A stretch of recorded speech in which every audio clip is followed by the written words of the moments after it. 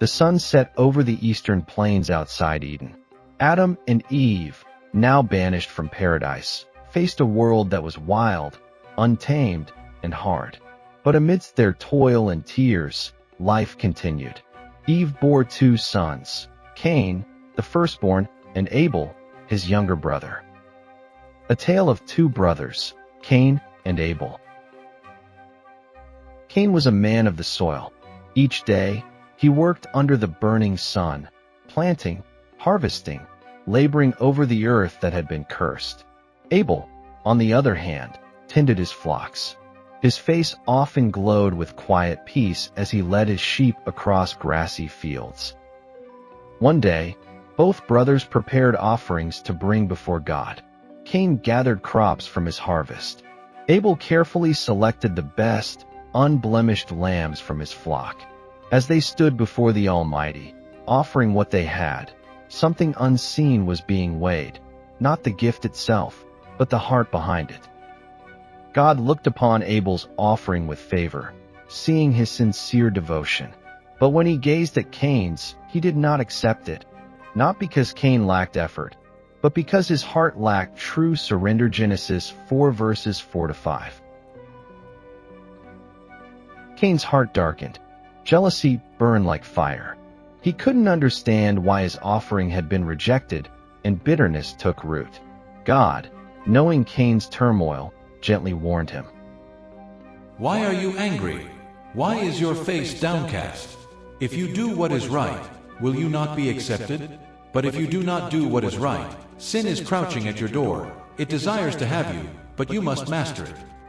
Genesis 4 verses 6-7. But Cain refused to listen. The next day, under a canopy of stars, Cain invited Abel to join him in the fields. Abel, unaware of his brother's rising storm, came without hesitation. The air was tense, thick with unspoken emotion. Suddenly, Cain struck. A sharp stone, a furious blow. Abel crumpled to the ground. His eyes, wide with shock, met his brother's for the last time before death claimed him. The earth, once a cradle of life, now drank Abel's innocent blood. Silence fell over the field, broken only by Cain's ragged breaths. The curse of Cain. But Cain's crime did not go unnoticed. God's voice thundered into Cain's trembling heart. Where is your brother Abel? Fear and guilt warred within him, but Cain feigned ignorance. I don't know. Am I my brother's keeper? Genesis 4 verse 9. God's reply cut through him like a blade. Your brother's blood cries out to me from the ground. Justice would not be silent. God cursed Cain, declaring that the earth would no longer yield its strength to him. Cain would become a restless wanderer, burdened forever by the weight of his actions. In desperation, Cain cried, My punishment is more than I can bear. Whoever finds me will kill me.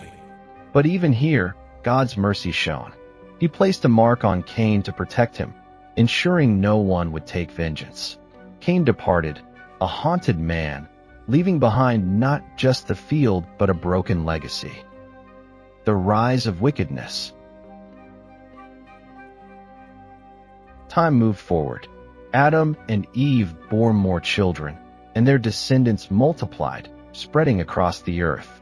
Cities were built, cultures developed, but with every passing generation, humanity drifted further from God.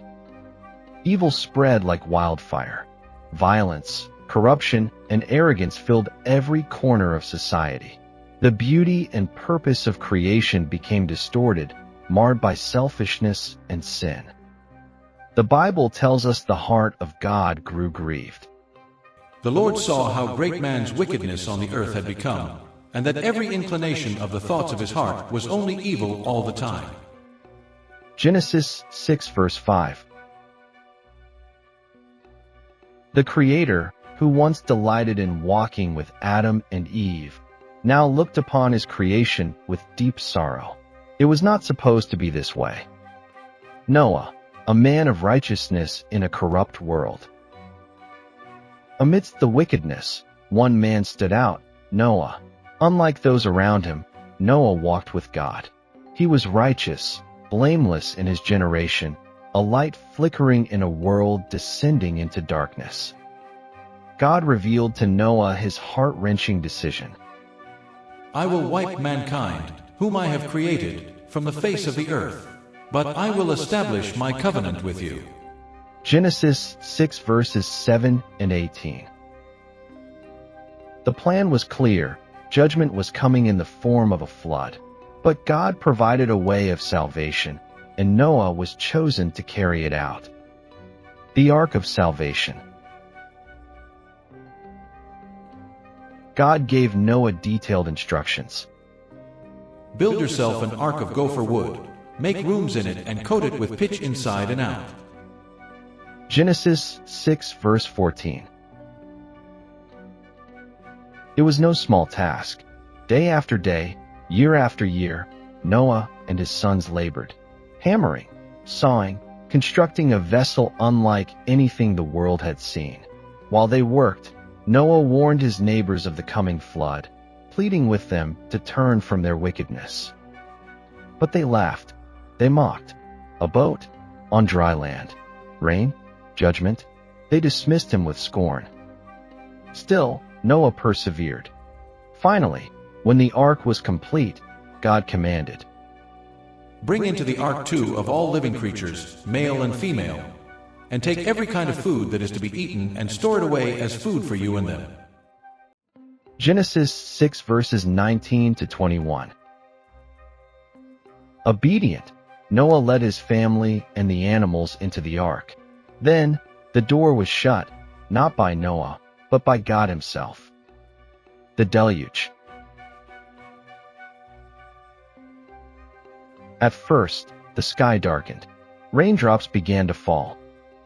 Then, the heavens opened, and the earth itself burst forth with water.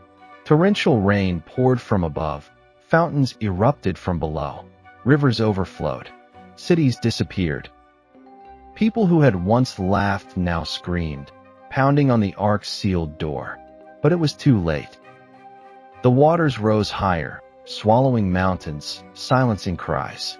For 40 days and 40 nights, the floodwaters covered the earth, erasing all life except for what was within the ark. Inside, Noah and his family listened to the sounds of judgment, the howling winds, the groaning timbers, the relentless downpour. Yet, amidst the chaos, they held on to the promise of God. A new beginning. Then, just as suddenly as it had begun, the rain ceased. The waters, which had once swallowed everything, began to recede. Weeks passed. Noah opened a window and sent out a raven. It flew back and forth, finding no rest. Later, he released a dove. The first time, it returned empty-beaked. But on the second attempt, the dove returned with a fresh olive leaf, a sign of renewal. Finally, after months adrift, God spoke. Come out of the ark, you and your family. Bring out every kind of living creature so they can multiply on the earth and be fruitful. Genesis 8 verses 16 to 17. Noah stepped onto dry land, breathing deeply. The world was fresh, cleansed, reborn. In gratitude, Noah built an altar and offered sacrifices. The scent rose, pleasing to God, and the Creator made a solemn promise.